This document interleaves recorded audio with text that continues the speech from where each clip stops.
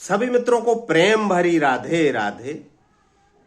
सबसे पहले तो ये दोहा सुने कि चतुराई चूलें धरी और पूर्व परो आचार, तुलसी हरि के भजन बिन चारई वरण चमार।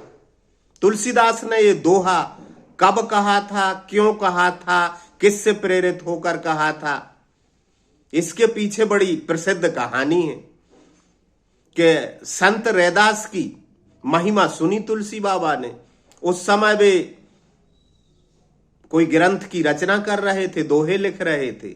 जब उनके कानों में रैदास की महिमा का पता चला तो उन्होंने उनसे मिलने की इच्छा प्रकट की और एक अपने भोले और सीधे साधे आज्ञाकारी शिष्य को लेकर वो तुलसी बाबा संत रैदास के पास मिलने चले जाते हैं। काशी के आसपास ही उनका निवास था।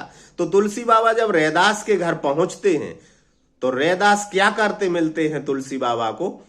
अब चमड़ी का काम था, जूते बनाने का काम था, चर्मकार तो थे वे। तो जूते बनाने के लिए चमड़ी का कुछ काम कर रहे होंगे तो हाथ उस चमड़ी से धूल धूसर और मटमैले हाथ लेकर, और रविदास ने जैसे ही देखा, संत रैदास ने देखा कि तुलसी बाबा पधार रहे अपने शिष्य के साथ, तो दौड़कर और दंडवत प्रणाम करने लगे संत रविदास। और तुलसीदास के चरणों में दंडवत प्रणाम जैसे ही रैदास ने किया तो तुलसी पीछे हट गए। अब जब तुलसीदास जी पीछे हटे लेकिन रविदास का हाथ उनकी धोती से लग गया और धोती में दाग लग गया। वो चमड़ी का काम कर रहे थे तो खून वून का दाग होगा। तुलसीदास जी ने ना गले से लगाया ना कोई बात की, तुरंत लौटकर वापस चले आए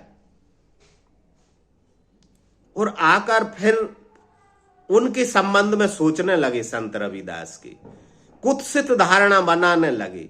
निंदा से भर गए होंगे तुलसीदास कि इसे और संत शिरोमणि कह रहे हैं लोग, ये जूते बना रहा, चमड़ी काट रहा। चर्मकार तो थे ही, लेकिन तुलसीदास का वो धोती उन्होंने उस आज्ञाकारी शिष्य को दे दी कि ये दाग लग गया, इसको धोला गंगा में। कहते वो शिष्य धोता गया, वो दाग को धोता गया। कथा तो बहुत प्रकार से मिलती है, लेकिन कहते हैं वो दाग को उसने अपने दांतों से छुटाया और संत रविदास का हाथ लगा वो दाग और उस तुलसी के शिष्य के कंठ में उतर गया।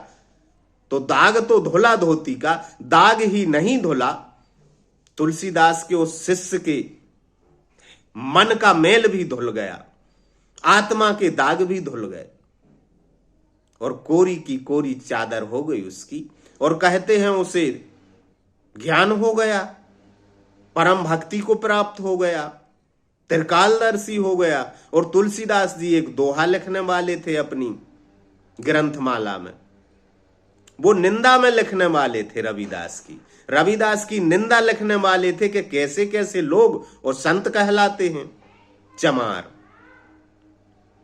ये लिखने वाले ही थे कि वो शिष्य जान गया, तुलसी का भाव पढ़ लिया उसने, क्योंकि वो तो त्रिकालदर्शी हो गया था। रविदास के वो दाग को छुटाने के चक्कर में उसके आत्मा के दाग धुल गए थे। तो वो आकर वो गोस्वामी जी को रोकता है कि बाबा ये मत लिखें आप।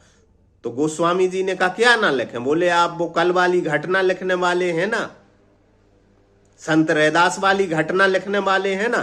तुलसीदास ने कहा हाँ, तुझे कैसे पता? तो वो शिष्य बोला कि मैं तो त्रिकालदर्शी हो गया, मुझे ज्ञान प्रकट हो गया। रविदास का छुआ आपकी धोती का वो दाग धोते धोते मेरे अंतःकरण के दाग धुल गए, मैं परम समाधि को उपलब्ध हो गया। तो बाबा फिर पहुंचे तुलसीदास से मिलने। तुलसीदास से मिले, प्रणाम किया, एक दूसरे को अभिवादन किया, गले लगे एक दूसरे के। संत रैदास ने कहा तुलसी बाबा से कि उस समय जो मेरे अंदर हुलासी थी आपको गले लगाने की, वो हुलासी खो गई।